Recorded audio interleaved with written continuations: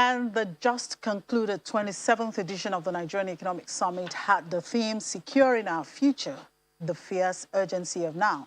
This year's edition assessed the current state of the economy, Nigeria's economic vulnerability that perpetuates regression, poor performance, and the risks associated with such susceptibilities as a means of fostering a people-centered approach that will rethink Nigeria's economic, social, political, and governance strategies, which should be targeted at reversing emerging trends and shaping a secure future of inclusive and sustainable economic growth. Well, Dr. Bongo Adi, an economist and a senior lecturer at the Lagos Business School, was one of the delegates at the summit and joins us now to look at some of the conversations there. Thank you, Dr. Adi, for joining us on the program. Thanks for having me. Yes, discussions at the summit were actually structured across 5 sub-themes. We had economic transformation, shared prosperity, national security, political economy, and digital transformation. Which for you was key, and what stood out? I think all of them. Given the state of the nation, I think security, stood out for me, because it was an opportunity to really reassess the risks, in the system, and then having the critical stakeholders to take a stand on, controlling the security or handling the security issues in the country with some sense of urgency. So, because that is the critical challenge that is hampering investment, knowing that in the world that we have today, because countries are beginning to plan for a post-oil economy, one of the things is the entry of new firms. And of course, you have credit access, you have tertiary education, and of course, R&D, which is where the digital economy comes into play. So the 5 sub-themes actually encompass the real issues that the country needs to focus on right now in order to secure the future of our population, especially given the demographics that we now have, preponderantly young people, a median or mean age of 16 years. So there is that urgent need to really address and future-proof, the need of this critical mass of people who will be coming on stream in terms of job creation, poverty. I can't be talking about poverty alleviation. That is a term that we need to really, overcome. It shouldn't be poverty alleviation. It's about creating meaningful jobs and meaningful livelihoods for people, not just a matter of alleviating poverty. I think some people have also come against the mantra of youth empowerment and all of those things. Those are colonial, constructs that are more than, that perpetuate all this dependency, rather than, creating the enabling conditions that will enable people to thrive. Like when I mentioned the conditions that propel countries for sustainable growth in the post-oil economy includes credit access and entry of new firms. So credit access is about empowering people. People have the wherewithal so that they can use their creative talents provided through tertiary education to create new jobs, create a thriving economy, which is driven by the entrepreneurial abilities of people, which is, of course, what the private sector is supposed to be. All right, looking at all of these that you've talked about, yes, the theme, securing our future, the fierce urgency of now. From what you have said, of course, in the sub-themes now, discussions were done around the inherent risks, yes, opportunities and priorities to accelerate sustainable and sustain inclusive growth. And I know that a lot of delegates must have also come from outside the country. The Ethiopian president was former president was Prime Minister of Ethiopia was there. Was at that summit. I mean, they must have made their own, given their own take in how to actually solve some of these Yes, issues. the keynote address by the former Prime Minister of Ethiopia was actually the high point for me, in the sense that he demonstrated how leadership in a developing country or an aspiring country, and a country that aspires to empower its own people for inclusive growth. But of course, you also had to confront, I think, the challenge or the question from a member of the audience who referred to the current crisis in Ethiopia. Yeah. Okay, but let's just hold that down for now. The thing about Ethiopia, if you look at or consider the 11 recent high-performing economies in the world today that has maintained a growth rate of about 5% consistently for 20 years. Ethiopia is one of them. I think the only African country that made that cut. Okay, and then the World Bank and then the McKinsey publication research, says that for the long-term high-performing countries were able to maintain sustain 3.5% growth annually of their GDP for 50 years. And then you have 7 countries that have done that, including Malaysia, South Korea, Indonesia, and some other countries, Taiwan in Asia. So the Ethiopian Prime Minister, harped on leadership entrepreneurship. That's the way I would put it. Leadership entrepreneurship, where the leaders of the country, where he took responsibility. Something similar to what we observed when President Obasanjo was running the affairs in the country. So he went everywhere in the world lobbying not just a corporate organization, but scientists, he talked about how they built more than 600 technical and vocational schools in Ethiopia within a very short period of time. And then not just building them, they went into partnership with countries like Germany and other, Poland, other countries in the world known for their very strong technical and vocational educational curriculum.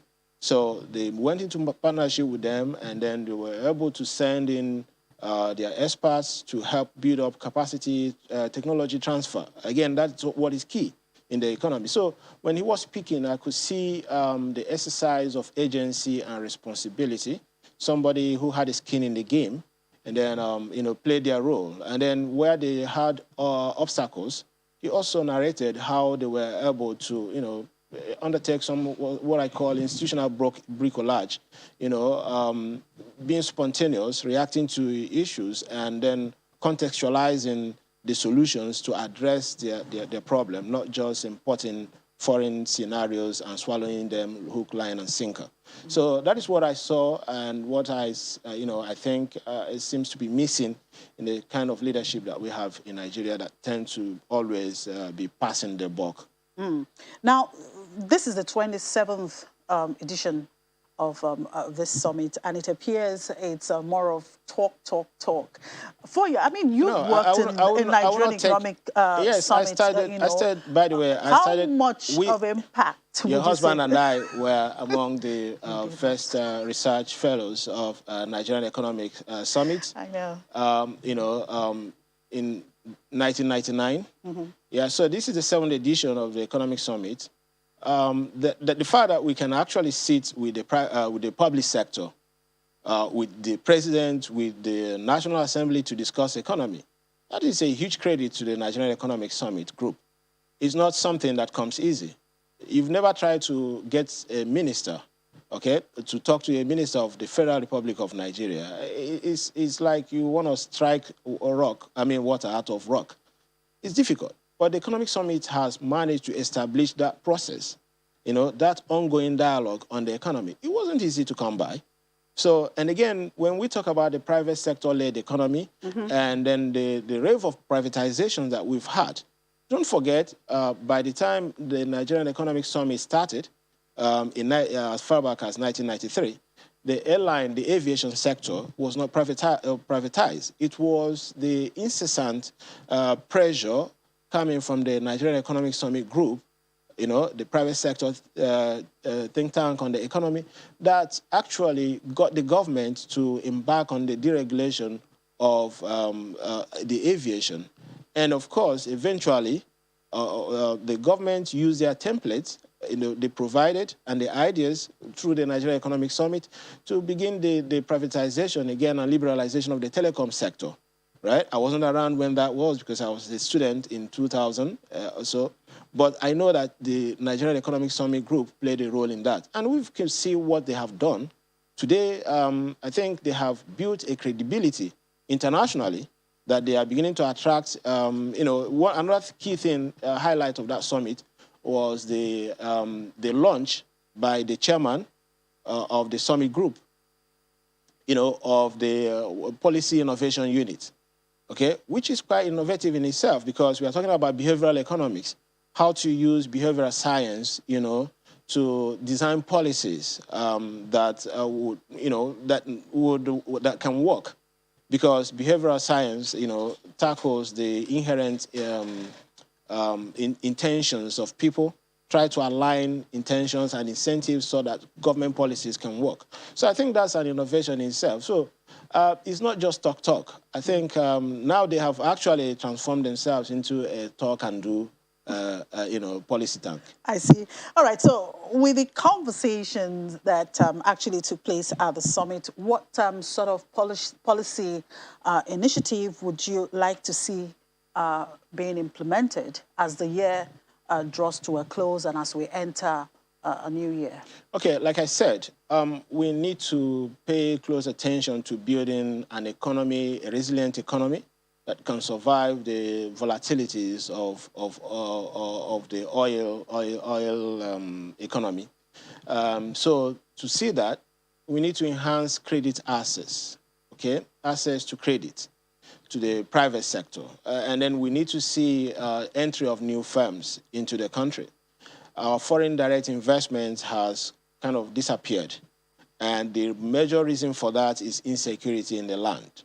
So the Economic Summit was very emphatic on that government need to tackle the security challenges that we have all over. Even this morning, I read it on your head, the running line, that gunmen attacked the University of Abuja staff quarters. I mean, we're talking about institution of higher learning. Tertiary education is one of the keys, the pillars of the post-oil economy. So we can't have such things happening. So security is key. Without security, we will not have investors trooping into the country. In fact, they are voting with their feet because of the ongoing security challenges in the country. So I think that is something that government has to, deal with, face squarely, if we are to have a sustainable, resilient economy. What about in the area of infrastructure? We've been on that, okay?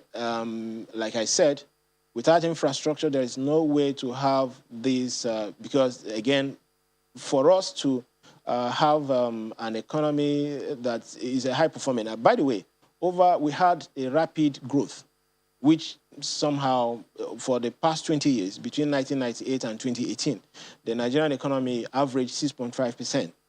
Okay, that's the best that we had until the recession that struck in 2016, and then we are yet to recover to pre-recession, growth levels. So we need an average of 3.5% growth going into the next 20 years, or say 50 years, if we are to really, harness the potential that we have. And that cannot happen except we have ramped up investment in infrastructure, especially energy.